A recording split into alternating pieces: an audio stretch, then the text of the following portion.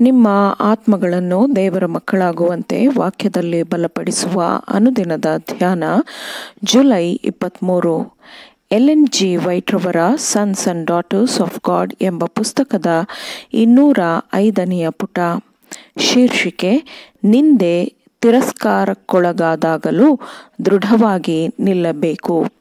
ಈ ದಿನದ ಸತ್ಯವೇದದ ವಾಕ್ಯ: ಯಾವನು ದುಷ್ಟರ ಆಲೋಚನೆಯಂತೆ ನಡೆಯದೆ, ಪಾಪಾತ್ಮರ ಮಾರ್ಗದಲ್ಲಿ ನಿಂತುಕೊಳ್ಳದೆ, ಧರ್ಮನಿಂದಕರೊಡನೆ ಕೂತುಕೊಳ್ಳದೆ, ಯೆಹೋವನ ಧರ್ಮಶಾಸ್ತ್ರದಲ್ಲಿ ಆನಂದ ಪಡುವವನಾಗಿ ಅದನ್ನೇ ಹಗಲಿರುಳು ಧ್ಯಾನಿಸುತ್ತಿರುವನೋ ಅವನು ಎಷ್ಟೋ ಧನ್ಯನು. ಕೀರ್ತನೆಗಳು 1ನೇ ಅಧ್ಯಾಯ 1ನೇ ವಚನ.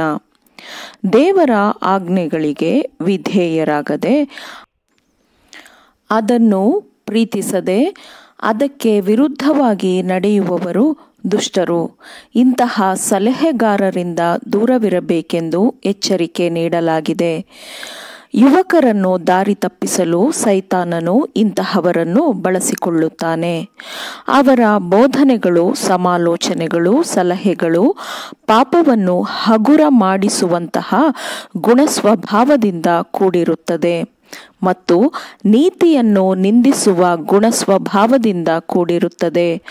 ಅಂತಹವರು ಪಾಪಿಗಳ ಮಾರ್ಗದಲ್ಲಿ ನಿಂತಿರುವಂತೆ ದುಷ್ಟತನವನ್ನು ಪ್ರತಿನಿಧಿಸುತ್ತಾರೆ.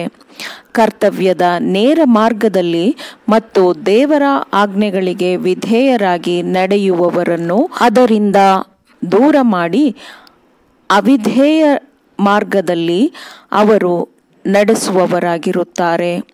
ತಪ್ಪು ಮಾಡುವ ಮತ್ತು ಇತರರನ್ನು ತಪ್ಪು ಮಾಡಲು ಪ್ರಚೋದಿಸುವ ವ್ಯಕ್ತಿಗಳು ಇಲ್ಲದಿದ್ದರೆ ಅನೇಕ ಪಾಪಿಗಳು ಕರ್ತವ್ಯದ ಮಾರ್ಗವನ್ನು, ಶುದ್ಧತೆ ಮತ್ತು ದೈವಿಕತೆಯ ಜೀವನವನ್ನು ಆರಿಸಿಕೊಳ್ಳಬಹುದು. ನಿಂದನೆ, ಅಪಹಾಸ್ಯದ ಭಯವು ಅನೇಕ ಯುವಕರನ್ನು ಶೋಧನೆಗೆ ಒಳಗಾಗುವಂತೆ ಮಾಡುತ್ತದೆ ಮತ್ತು ದುಷ್ಟ ಭಕ್ತಿಹೀನರ ಮಾರ್ಗದಲ್ಲಿ ನಡೆಯುವಂತೆ ಮಾಡುತ್ತದೆ. ಸೈತಾನನನ್ನು, ದೆವ್ವವನ್ನು ಮೆಚ್ಚಿಸಲು ಯೇಸುಕ್ರಿಸ್ತನು ತನ್ನನ್ನು ತಾನು ಅಪಾಯದಲ್ಲಿ ಇರಿಸಿಕೊಳ್ಳುವುದಿಲ್ಲ.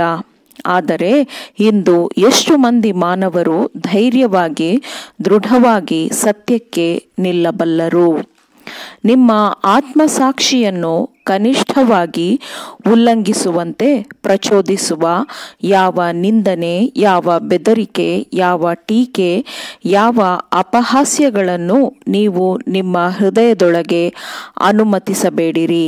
ಇಲ್ಲವಾದರೆ ಸೈತಾನನು ನಿಮ್ಮ ಹೃದಯದೊಳಗೆ ಬಂದು ನಿಮ್ಮ ಮನಸ್ಸನ್ನು ನಿಯಂತ್ರಿಸುವಂತೆ ನೀವೇ ಅವನಿಗೆ ಬಾಗಿಲನ್ನು ತೆರೆದಂತೆ ಆಗುತ್ತದೆ. ನೀವು ಸತ್ಯವೇದವನ್ನು ಆಸಕ್ತಿಯಿಂದ ಕಲಿಯುವ ವಿದ್ಯಾರ್ಥಿಗಳಾಗಿರಬೇಕು. ಆತನ ವಾಕ್ಯವು ಖಚಿತವಾದ ಮಾರ್ಗದರ್ಶಿಯಾಗಿದೆ. ಆದರೆ ಅದನ್ನು ಯುವಕರು ಜಾಗರೂಕರಾಗಿ ಎಚ್ಚರಿಕೆಯಿಂದ ಅಧ್ಯಯನ ಮಾಡಿದಾಗ ಯುವಕರನ್ನು ಸುತ್ತುವರೆದಿರುವ ಶೋಧನೆಗಳ ಬಲದಡಿಯಲ್ಲಿ ಯುವಕರು ಬೀಳುವ ಅಪಾಯವಿರುವುದಿಲ್ಲ ಮತ್ತು ಅಂತಹ ಅಪಾಯಗಳು ಅವರ ಮೇಲೆ ಬೀಳುವುದಿಲ್ಲ. ನೀವು ತುಂಬಾ ಕಟ್ಟುನಿಟ್ಟಾಗಿದ್ದೀರಿ ಎಂದು ಕೆಲವರು ನಿಮ್ಮನ್ನು ಅಪಹಾಸ್ಯ ಮಾಡಬಹುದು. ನೀವು ಸ್ವನೀತಿಯುಳ್ಳವರು ಎಂದು ನಿಮ್ಮನ್ನು ಅವರು ಕರೆಯಬಹುದು. ಆದರೆ ಸರಿಯಾದದ್ದನ್ನು ಪ್ರಾರಂಭಿಸುವಾಗ ಎಚ್ಚರದಿಂದಿರಿ ಮತ್ತು ಅದನ್ನು ಸದ್ದಿಲ್ಲದೆ ಮುಂದುವರೆಸಿರಿ. ದಾನಿಯೇಲನ ಚರಿತ್ರೆಯಲ್ಲಿ ಬರೆದಿರುವ ಅಧ್ಯಾಯಗಳನ್ನು ನಿಮ್ಮ ಮುಂದೆ ತೆರೆದಿಟ್ಟರೆ ಅದು ನಿಮಗೆ ಅವನಿಗಾದ ನಿಂದನೆ, ಅಪಮಾನ, ದ್ವೇಷ, ಅಸೂಯೆಗಳನ್ನು ತೋರಿಸುತ್ತದೆ. ಆದರೆ ಆ ನಿಂದನೆಗಳನ್ನೂ ಮೀರಿ ಅವನು ಉನ್ನತಿ ಹೊಂದಿದನು. ಜಯಶಾಲಿಯಾಗುವ ಪ್ರತಿಯೊಬ್ಬನೂ ಹಾಗೆಯೇ ಆಗುತ್ತಾನೆ. ಆಮೇನ್. ದೇವರ ವಾಕ್ಯಗಳನ್ನು ಶ್ರದ್ಧೆಯಿಂದ ಆಲಿಸುವವರು, ಪಾಲಿಸುವವರು ಆಗಬೇಕೆಂದು ನಿಮ್ಮನ್ನು ಉತ್ತೇಜಿಸುತ್ತೇನೆ.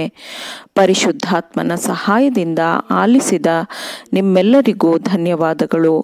ಮತ್ತೆ ದೈನಂದಿನ ಧ್ಯಾನಕ್ಕಾಗಿ ನಾಳೆ ಸಂಧಿಸೋಣ. ಆಮೇನ್.